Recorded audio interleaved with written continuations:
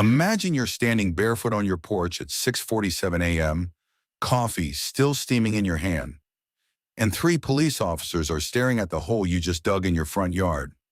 Now imagine your neighbor, robe tied tight like she's presenting evidence in court, pointing at you and whispering, "That's him. He's been digging every morning."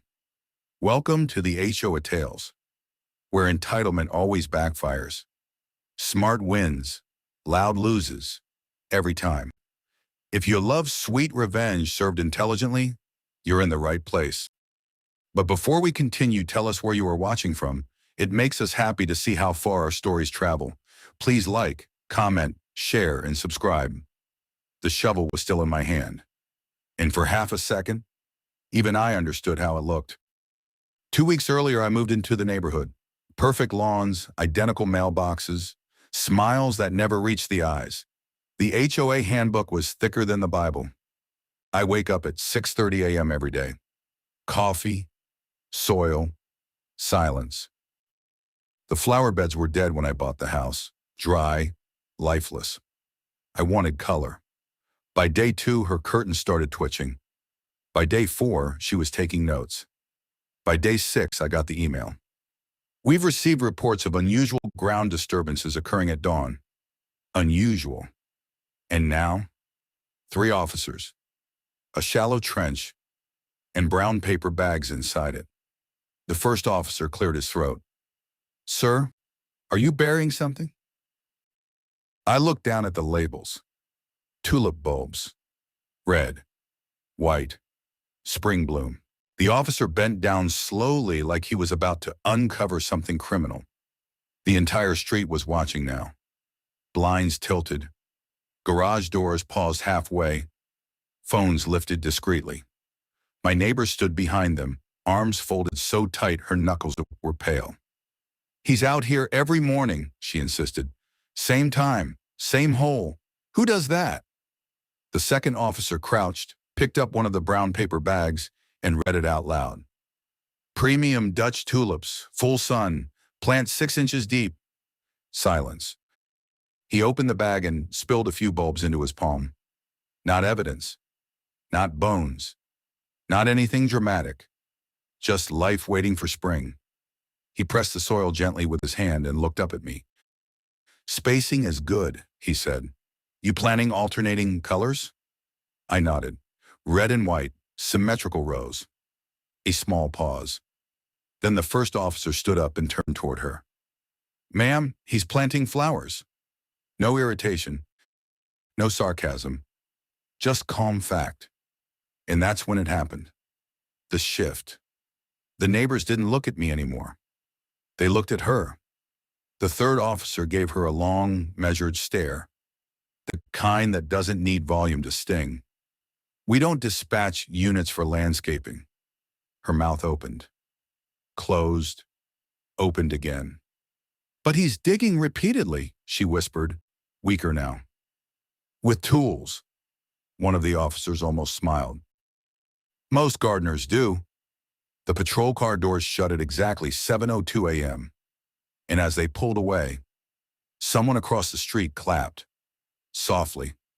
Just once. She went inside without another word. But I noticed something else. Her HOA binder? Shaking. She didn't come outside for 3 days. But the HOA did. An emergency meeting notice appeared in my mailbox the following week. Subject line: Patterned behavioral concerns. Patterned. Behavioral.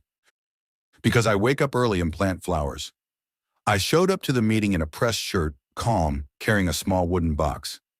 She was already seated at the front, pearls tight, chin higher than usual, smile stretched thin. "As discussed," she began, voice trembling just slightly, "Mr. E has been engaging in repetitive ground activity that has caused distress in the community." Distress. The projector behind her flicked on. A slide appeared. Photos. Of me. Digging.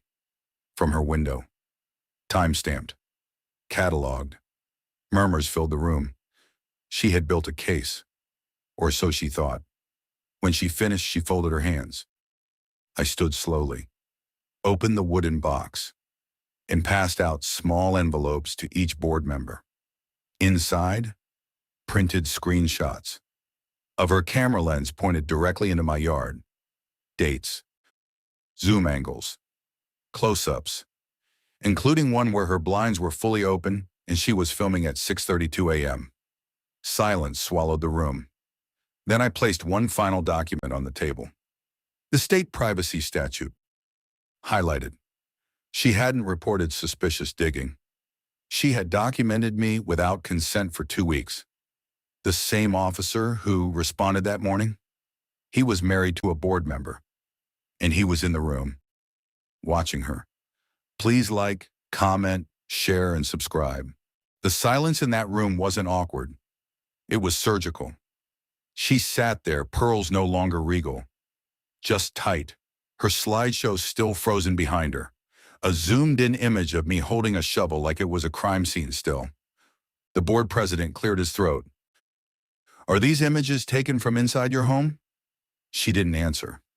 She didn't need to. The officer, the same one who had knelt in my soil, leaned back in his chair, eyes steady. Ma'am, he said calmly, you filed a police report about landscaping while running surveillance on your neighbor? Surveillance. That word hit differently. Murmurs turned into whispers, whispers into judgment. And then came the final twist.